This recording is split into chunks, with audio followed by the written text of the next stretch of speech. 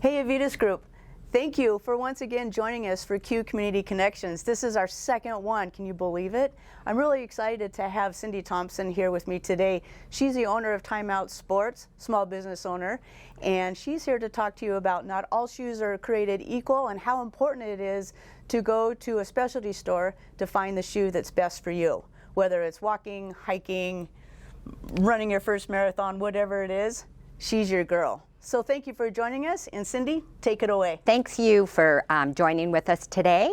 I've been selling shoes for 31 years, and I have learned my way one shoe at a time. The biggest mistake I find when people come in to buy running shoes or walking shoes or workout shoes is they're buying the wrong size.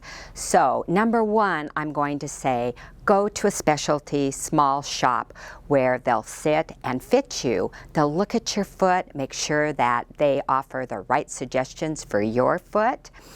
Most people are buying their shoes too small. It should feel tight in the heel, snug through the instep, and wide in the toe box. You should be able to wiggle your toes all around. This ensures that once you start working out, walking, running, workout, whatever, your hands and feet swell. So we want to make sure that those metatarsal heads do not ever get squeezed and you've got enough room so your feet don't go numb.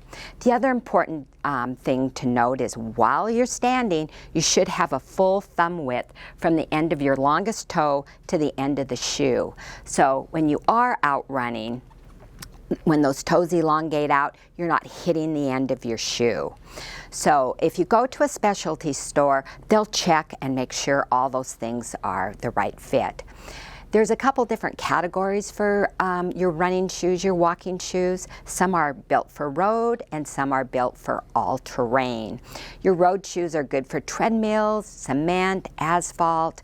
They've got a durable rubber on the bottom. Then your all-terrain shoes or all-surface shoes will have a little greater tread on the bottom. They also weave the upper a little tighter so dust and dirt doesn't come through.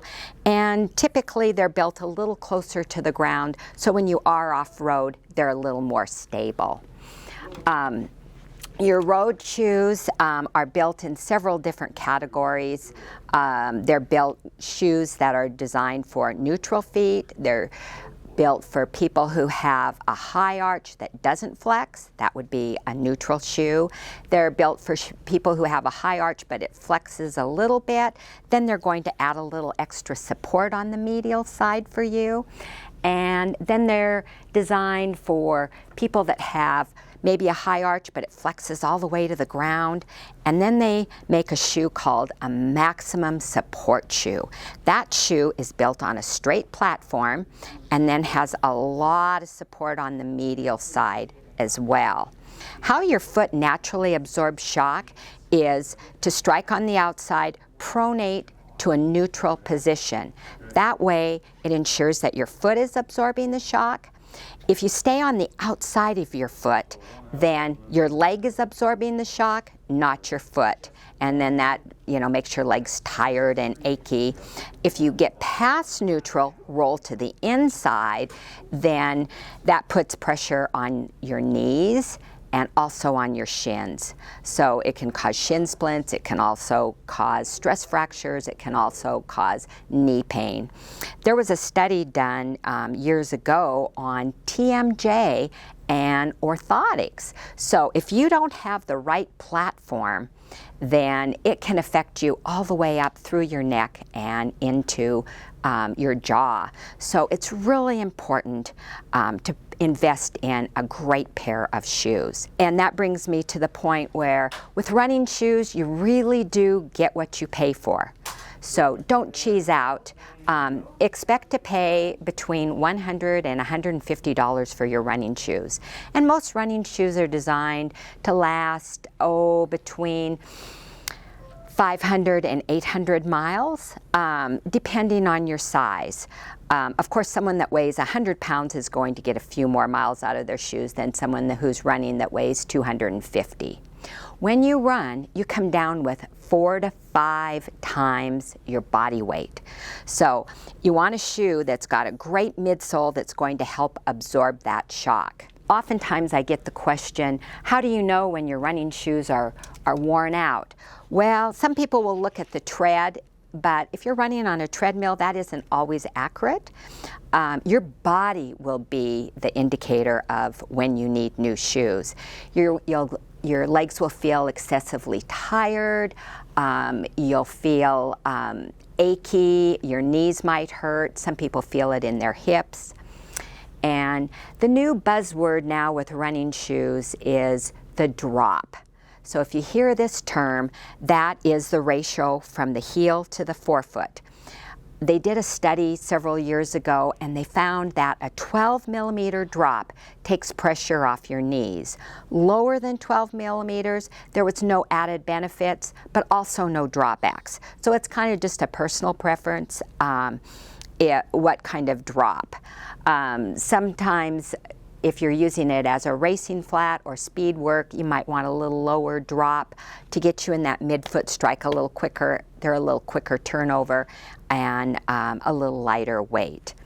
So if you're walking on the street, on a treadmill, on a bike trail, usually your first choice would be a road shoe. And I'll touch a little bit on off-road shoes. Some have got some really aggressive tread. Some have a rock plate in the bottom. That's this gray, it's a flexible plate, and that is beneficial if you're walking on trails that have rocks or tree roots. This plate enables you not to feel that. Your trail shoes usually make a stable footbed, so they're posted medially and laterally. If they just posted it on the medial side for arch support and you were to hit a rock, it would throw you laterally. So in your trail shoes, the support is a little different. They try and do it equal on the medial side as well as the lateral side.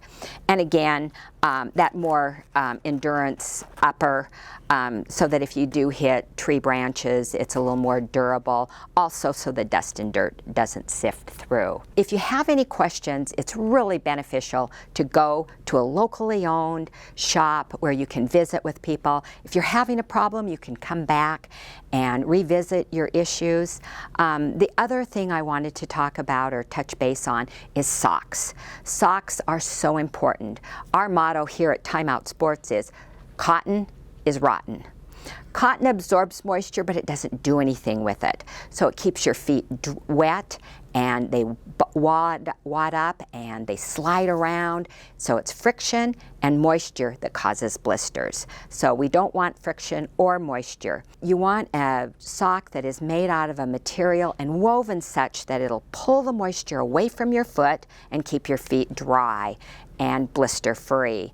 Some people like thick socks, some people like thin socks, some people like tall socks, some people like no-show socks. That doesn't matter. That's a personal preference. Just make sure that they're moisture management. And again, your local running shoe shop will be able to help you with your sock selection.